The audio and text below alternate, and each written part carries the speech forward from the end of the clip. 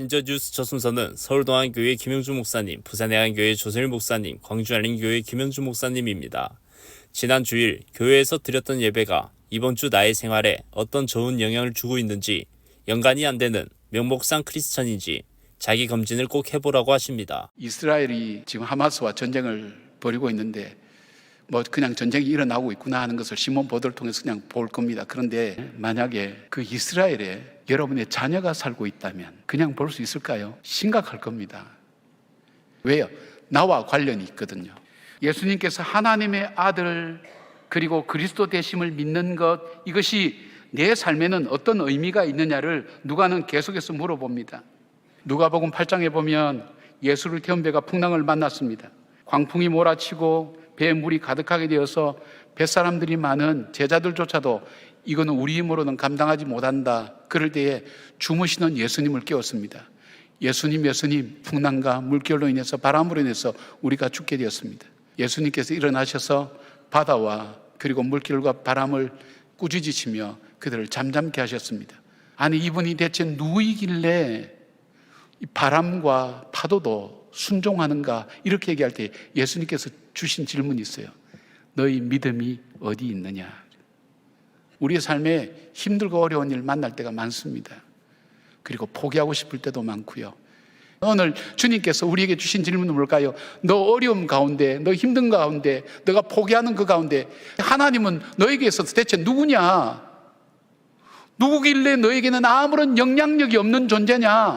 이 문제와는 전혀 상관없는 것처럼 근심과 걱정 속에 휩싸이고 불안과 두려움 속에 휩싸이고, 거기에서 하나님은 누구냐? 너에게서 누구냐?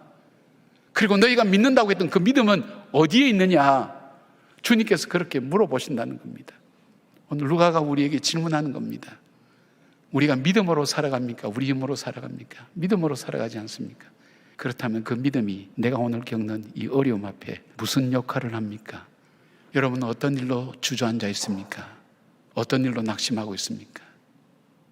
주님은 오늘 여러분에게 묻습니다. 너는 나를 누구라고 믿느냐? 너의 믿음이 어디에 있느냐? 그 믿음이 오늘 나에게 어떤 역할을 하는지, 어떤 영향을 주는지 우리에게 묻고 있습니다. 심수봉 가수가 이 백만송이 장미를 불렀는데, 이게 외국 곡인데 원래 가사하고는 완전히 다른, 심수봉 가수가 직접 쓴 가사예요. 그걸 읽어보면서 심수봉 가수에게 연애 은사가 있구나. 예수님의 복음을 사람들이 이해할 수 있는 언어로 표현을 한 거예요. 이 가사를 보면, 먼 옛날 어느 별에서 내가 세상에 나올 때 사랑을 주고 오라는 작은 음성 하나 들었지. 하나님이 나를 이 땅에 보내신 목적은 사랑하는 삶을 살라고 이 땅에 보내셨다는 거예요. 사랑을 할 때만 피는 꽃 백만송이 피어오라는, 진실한 사랑을 할 때만 피어나는 사랑의 장미, 미워하는 마음 없이 아낌없이 사랑을 주기만 할 때 수백만 송이 백만송이 꽃은 피고 그립고 아름다운 내 별 나라로 갈 수 있다네. 사랑하는 삶을 살고 주님께로 천국으로 간다는 얘기 아닙니까? 진실한 사랑은 뭔가? 괴로운 눈물 흘렸네. 헤어져간 사람 많았던 너무나 슬픈 세상이었기에 수많은 세월 흐른 뒤 자기의 생명까지 모두 다 준 빛처럼 호련히 나타난 그런 사랑 나를 안았네. 이 땅에 자신을 다 내어주시기 위해서 오신 예수님을 얘기하는 거잖아요. 이젠 모두가 떠날지라도 그러나 사랑은 계속될 거야. 저 별에서 나를 찾아온 그토록 기다리던 이인데, 그대와 나 함께라면 더욱더 많은 꽃을 피우고 하나가 되어 우리는 영원한 저 별로 돌아가리라. 주님과 하나가 되어서 누리는 영생을 얘기하잖아요. 너무 좋잖아요. 이 가사에 하나님도 안 나오고 예수님도 안 나오고 구원이라는 말도 안 나오고 종교적인 용어, 교회 용어가 하나도 안 나오지만, 그러나 복음의 핵심을 세상 사람들이 다 알아들을 수 있는 말로 지금 전하고 있잖아요. 이게 예언의 은사예요. 오늘 우리도 우리 각자의 자리에서 다른 사람들이 알아들을 수 있는 언어로, 우리의 자녀들이 알아들을 수 있는 언어로 우리 예수님께서 이 땅에 오셨고 그리고 다시 오신다는 사실을 전하며 사실 수 있기를 축복합니다. 여러분은 성탄절 얼마나 기다리고 계십니까? 이 설교를 준비하면서 제 스스로에게 나는 성탄을 기다리고 있는가? 라고 물어보았습니다. 초등학교 시절에는 교회에서 빵과 과자가 가득한 검정 봉다리 주로 주거든요. 1년에 한 번 주는 거예요, 한 번. 그러니까 기다려집니다, 어린아이들은. 그리고 학교 다닐 때에 학교에서 연극이나 찬양 이런 거 안 하거든요. 그런데 교회에 가면 성극도 하고 찬양도 하고 율동도 합니다. 성탄 전야 축하 발표가 즐거워요, 어린아이 시절에는. 그래서 성탄절을 기다렸습니다. 중고등부로 가면 더 재밌습니다. 왜냐하면 성탄 전야에 교회에서 친구들과 먹을 것도 먹고 게임도 하고 그런 일이 다른 데서는 없는데 교회에서 그걸 하기 때문에, 그리고 새벽에 일어나 성탄절 아침이 되면 새벽송을 돌잖아요. 그런 게 다 너무 즐거워요. 그래서 성탄절을 기다렸던 것 같습니다. 청년 시절부터는 조금 이야기가 달라집니다. 중고등부 교사를 하고 찬양대원 봉사를 하다 보니까 성탄절에 이제 내가 발표를 하는 게 아니고 애들을 가르쳐서 발표를 해야 돼요. 그리고 중고등부 학생들 밤새는데 내가 지도교사로 참여해가지고 옆에 난 있어줘야 돼요.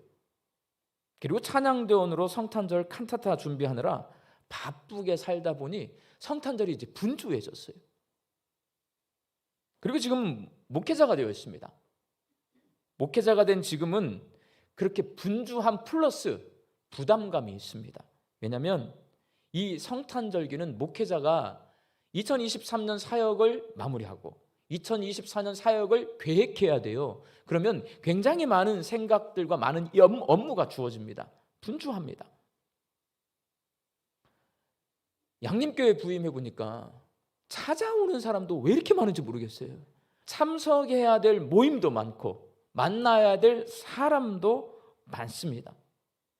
여기에 뭐가 덧붙여지냐면요, 성탄절은 한 번 더 설교를 해야 돼요. 성탄절 다음 주는 송구영신 예배 설교를 준비해야 되는데 이 설교가 보통 설교가 아니잖아요. 내년을 기획하면서 설교를 준비해야 돼요. 그리고 연말연시가 되니까 여기저기서 기관들에서 설교를 부탁하는 일들이 많네요. 그러니까 설교를 평소보다 훨씬 더 많이 해야 돼요. 저는 매일 새벽 기도에 설교를 합니다. 그러면 일주일에 6번의 새벽 설교를 준비해야 돼요. 수요일이나 금요일 설교가 있으면 그럼 일주일에 8번 설교를 하고 주일까지 합치면 일주일에 기본 9개를 설교 준비를 해야 됩니다. 이건 전 세계 기독교 역사상 있지 않은 일이에요. 한 설교자가 일주일에 9개의 설교를 준비해서 설교하는 것은 대한민국만 있는 일이에요. 근데 대한민국만 이래요. 그러니까 설교 부담이 이 성탄절이 절기가 되면 훨씬 더 많습니다. 이렇게 몸과 마음이 바쁘고 심적 부담이 있다 보니 성탄을 기다리는 것이 아니라 내 스스로에게 물어봤을 때 내 대답은 뭐냐면 성탄절 빨리 지나갔으면 좋겠다. 이 절기가 빨리 지나갔으면 좋겠다. 그러니 예수님께 참 죄송하다라는 마음을 갖게 되었습니다. 왜냐? 양림교회를 책임지고 있는 위임 목사인 제가 이렇게 분주함과 부담감에 치여서 성탄을 기다리고 있는데 제 뒤를 따라오는 여러분이 성탄을 잘 기다릴 수 있겠습니까? 제가 이러는데.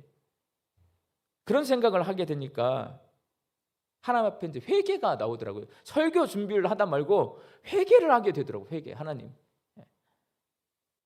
메신저 뉴스 두 번째는 부산 진교회 신추 목사님, 울산 호계교회 김병무 목사님, 고양 삼성교회 김영선 목사님을 연결합니다. 지난날에 겪은 고난과 실패와 실수들이 지금은 경험이 되고 능력의 힘과 바탕이 된 것을 알면서도 지금 새로 겪는 어려움을 걱정하고 못 견뎌야 하는 것은 왜일까요? 딤플이라고 하는 말은 오목하게 들어간 곳, 보조개라고 하는 뜻을 지닌 말입니다. 보통은 하늘을 비행하는 물체는 저항 없이 멀리 날아갈 수 있도록 하기 위해서 모양은 유선형으로 표면은 매끈하게 만들어 놓습니다.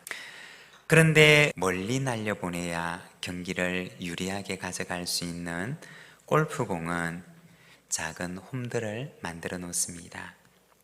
골프공의 표면에다가 만들어 놓은 이 작은 홈을 딤플이라고 이야기를 합니다. 그런데 딤플이 있는 공과 매끈한 공을 가지고 실험을 해보면 이 딤플이 있는 공이 더 멀리 날아가더라고 합니다.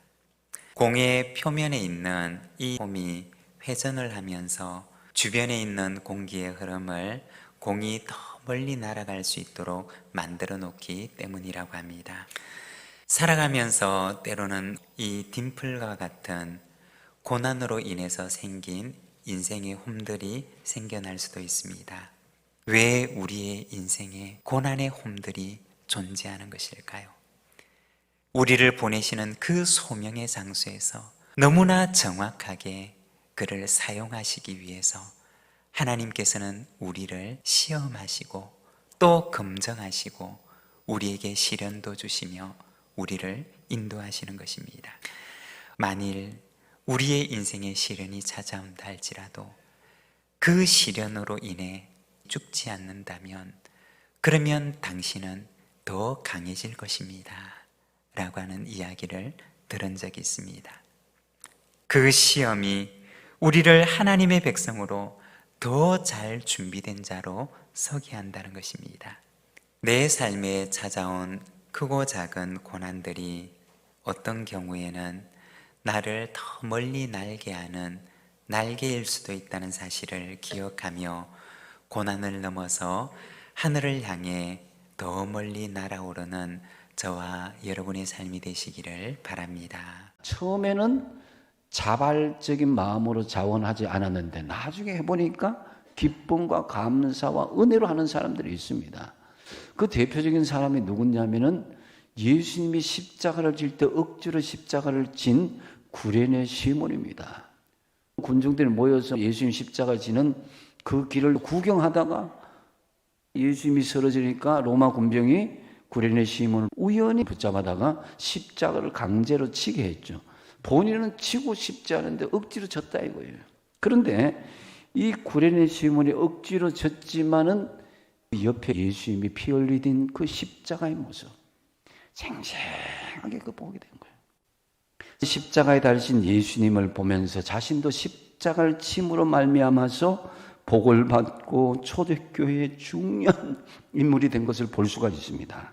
실제로 남아공에 이 목회를 아주 은혜롭게 부흥시키는 로빈 힐스 교회에서 목회를 하는 데이비스 케이프라는 목사님이 계셨어요.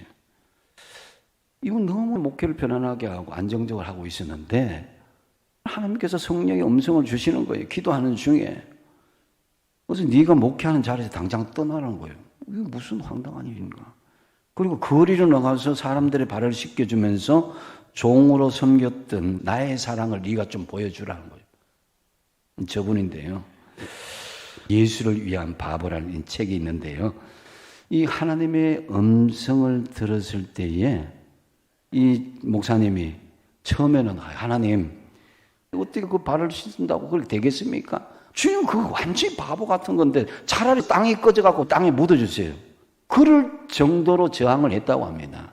그런데 그러면 그럴수록 주님의 십자가를 지신 그 본이 보이더라는 거예요. 그래서 예수님을 위한 내가 바보가 되자. 예수님이 씻긴 발은 행복한 발입니다. 이렇게 글 쓰고 티셔츠를 입고 이 십자가와 세숫대야 물통 수건 의자 20kg 넘는 짐을 지면서 어디든 가서 발을 씻기는데 세족 사역을 시작한 거예요. 3,000km 넘게 그 사역을 하는 거예요. 가장 그 어려운 지역이 이 소웨토라는 지역인데요. 이 범죄가 너무 많냐면 하나님이 그곳을 가라는 거예요. 제일 먼저. 백인이 흑인 그 설럼 지역에 간다는 건 죽으러 가는 거하고 같은 거예요. 끌려가서 살인 위협이 있기도 한데 그때마다 하나님이 기적의 역사가 그냥 살려주신 거예요.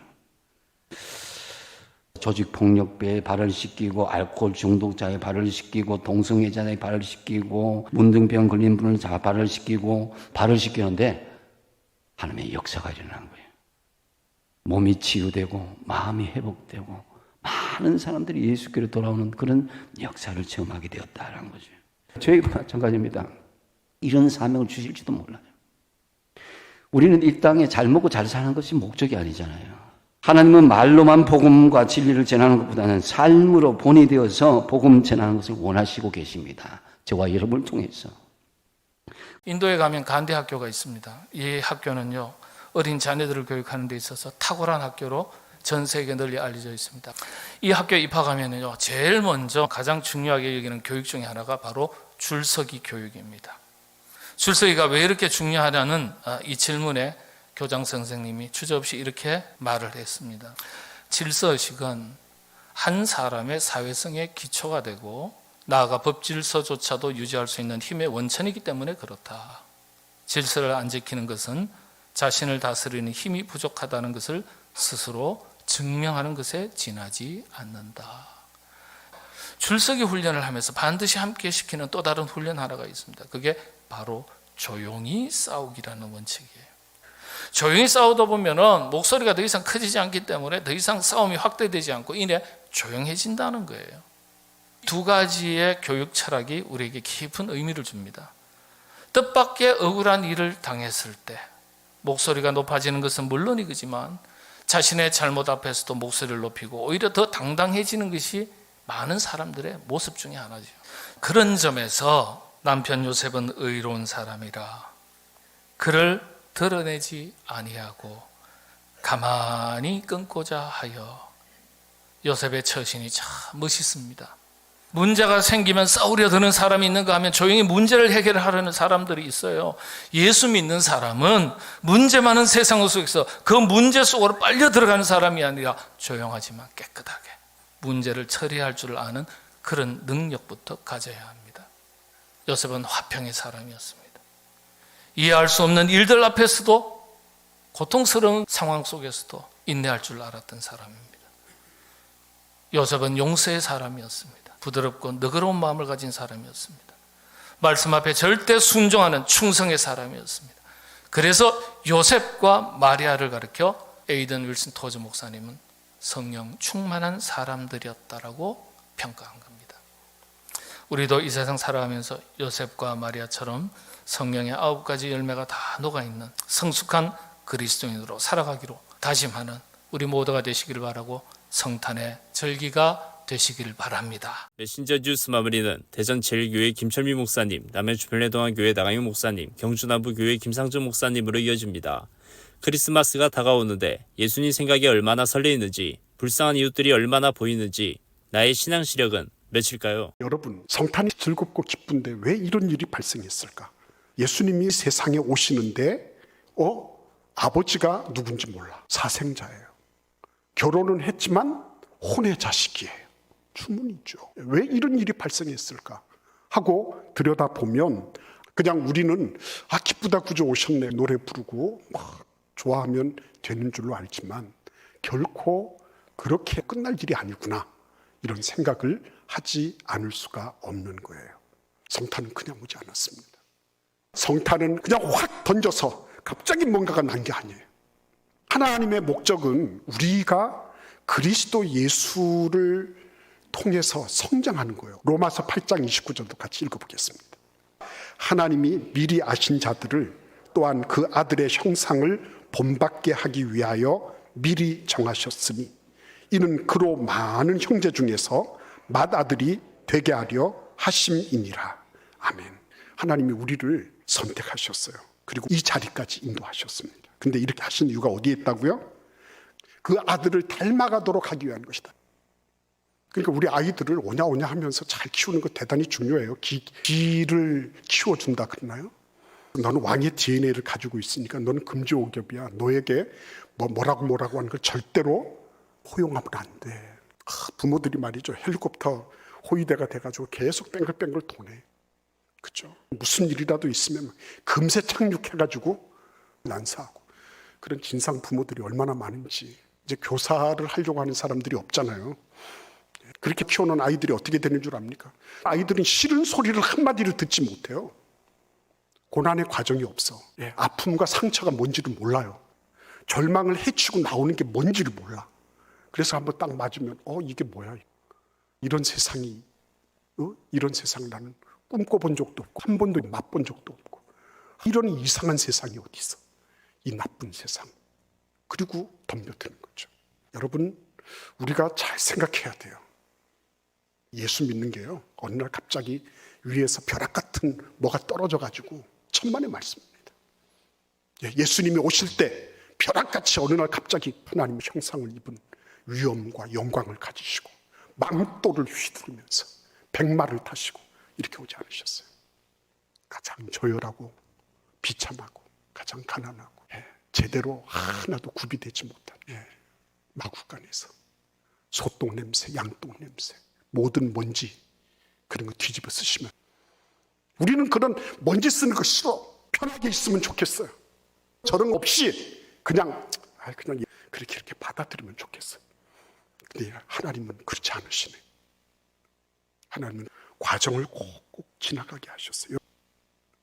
성탄 우리로 하여금 이러한 과정 속에 예수 그리스도를 닮아가는 그 과정을 우리에게 꼭꼭 씹어서 보여주고 계신 것입니다.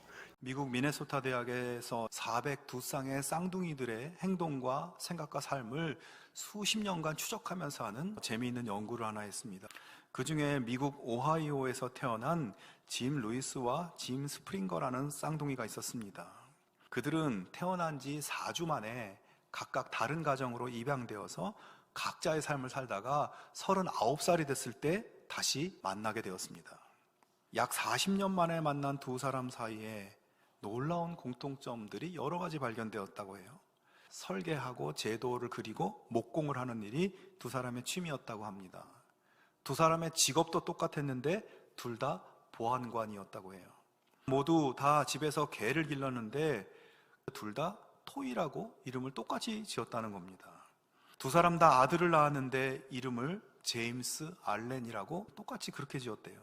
두 사람 다 이혼 경력이 있었는데 첫 번째 아내의 이름은 둘 다 린다였고 두 번째 아내의 이름은 둘 다 베티였다 합니다.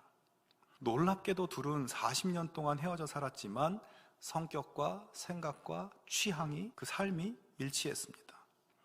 이들이 왜 그렇겠습니까? 그들의 유전인자가 동일하기 때문이죠. 우리는 하나님과 동일한 형상으로 창조된 존재입니다. 아버지 하나님의 유전인자를 가지고 있는 존재입니다. 하나님께서 겸손의 마음, 사랑의 성품, 온유한 마음을 우리에게 심어주셨고 우리를 통해서 하나님이 보여질 수 있게 됩니다.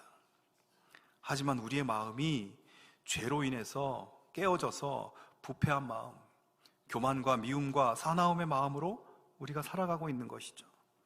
바울은 그렇게 우리들에게 깨져버린, 상해버린 그 아버지의 형상, 아버지의 마음을 회복하라, 하나님의 본체이신 그리스도 예수의 마음을 품으라고 말씀하고 있습니다.